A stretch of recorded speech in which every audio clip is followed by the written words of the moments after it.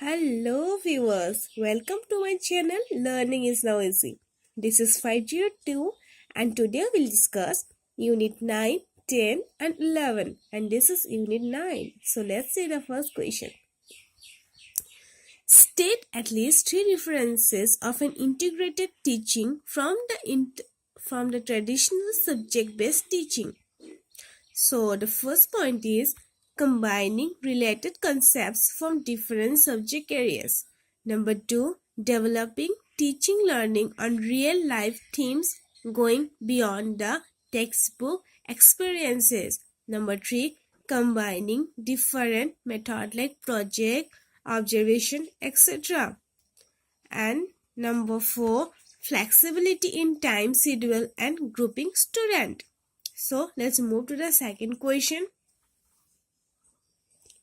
Write down at least 2 differences between multidisciplinary integration and transdisciplinary integration.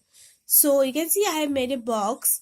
So number 1, in the box I have written number first in the left hand side I have written multidisciplinary and on right side I have written transdisciplinary. So number 1, a right answer. Then transdisciplinary, many right answers. Number 2, facilitator. Next, co-facilitator, co-planner. Number 3, discipline based. Number 3 is interdisciplinary skill concept stressed. Okay, let's move to the third question. State the steps of planning for transdisciplinary integration. The steps of planning for transdisciplinary integration are as follows. Number 1, selecting the project relating to life content. Identify the related learning concept and skills. Planning activities to link the identified concept and skills. Number 4, preparing time schedule and group transformation for the transactional activities. This is question number 4. So state at least 2 differences between integrated and non-integrated textbook. So between non-integrated and integrated textbook.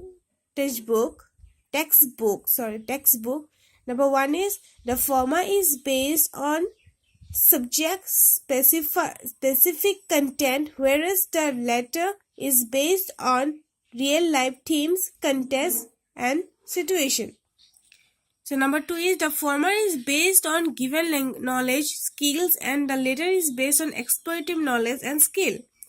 Number 3, there is no scope for learning activities within the text of the former, whereas the latter is filled with learning activities. Number 4, there is hardly any interactive space in the former, while there are interactive spaces for one-to-one and group interaction in the latter.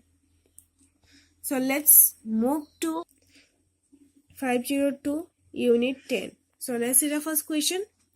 What are the major characteristics of meaningful learning? The major characteristics of meaningful learning are use of children's experiences, use of local contextual examples, focusing learning as a process, ensuring children's liberty to ask questions, focus on thinking of children. So the second question is state the 2 main obstacles for girls' education in your area. Suggest method to overcome these obstacles. So number 1 is school at a distance, unfavorable social school environment, discriminatory school classroom practice, material with adverse gender bias. So third question is what is the method of removing the sense of isolation of the children of minority group in the classroom? So the answer is ensuring participation in group work. So the last this one is number 4 question. State any 2 reasons in favor of providing inclusive education for CSWN. So number 1 point is scope for pre-support in learning. Number 2, enhancement of self-respect. This is question number 5. State 2 common action that you can take in the classroom for facilitating learning of partially hearing and visually impaired children? So the answer is sitting in the first row for cleaner vision of the blackboard, vision impaired, and for better hearing the teacher's voice, and participation in group work. Number 6. State in 4 regions as to why mother tongue is important for beginners in the school. So the answers are, I have written in points. Children learn better through a language they speak and understand well.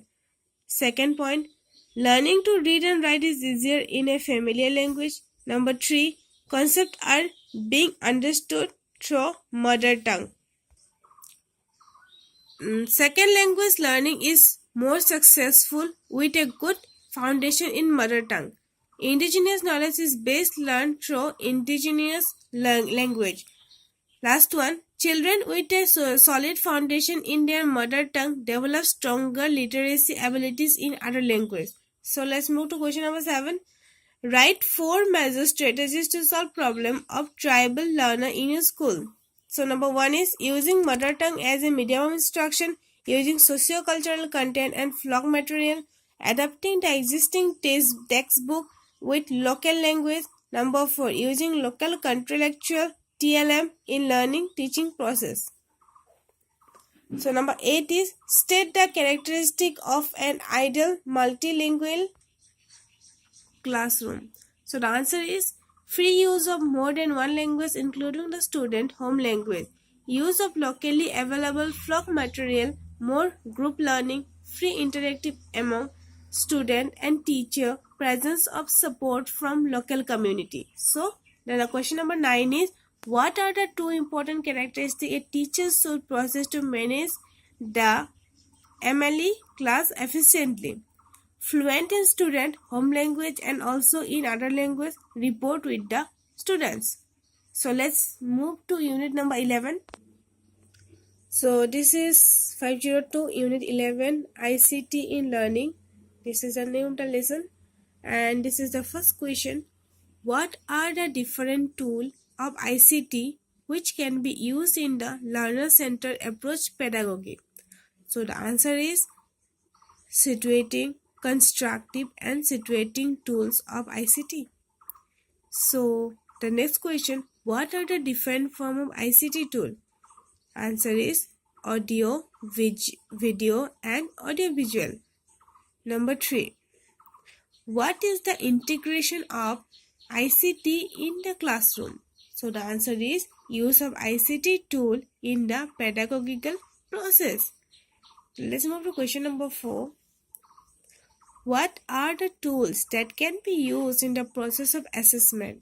Number 4, answer is eFolio, electronic peer assessment, rubrics, etc. Question number 5. What are the advantages of ICT in the process of assessment? So the answer is learning of flexibility and responsibility of learning. So this is the last question of unit 11.